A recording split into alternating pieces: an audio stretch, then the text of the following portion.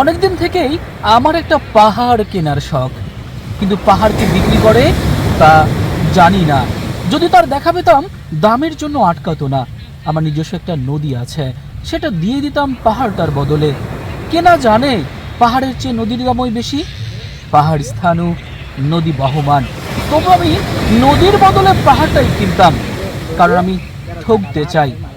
নদীটাও অবশ্য কিনেছিলাম একটা দ্বীপের বদলে।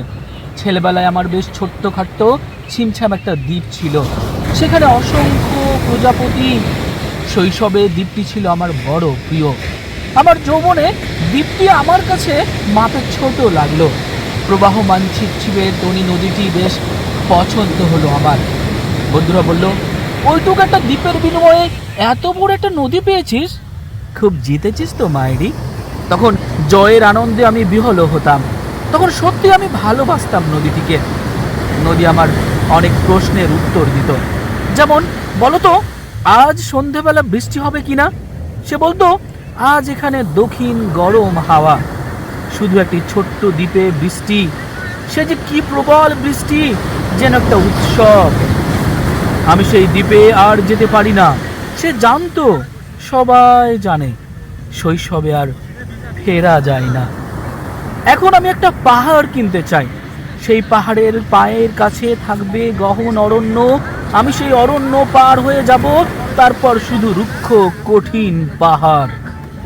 একেবারে চূড়ায়, মাথার খুব কাছে আকাশ, নিচে বিপুল পৃথিবী, চরাচরের তীব্র নির্জনতা।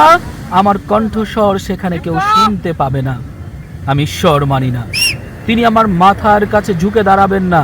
আমি শুধু 10 দিককে উদ্দেশ্য করে বলবো, প্রত্যেক মানুষই অহংকারী। এখানে আমি একা, এখানে আমার কোনো অহংকার নেই।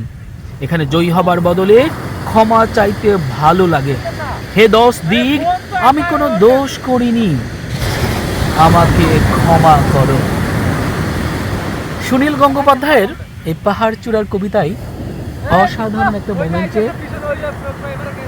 পিছনে সমুদ্রের গর্জন। কি অসাধারণ একটা সময়। সাথে থাকার জন্য সকলকে অসংখ্য ধন্যবাদ।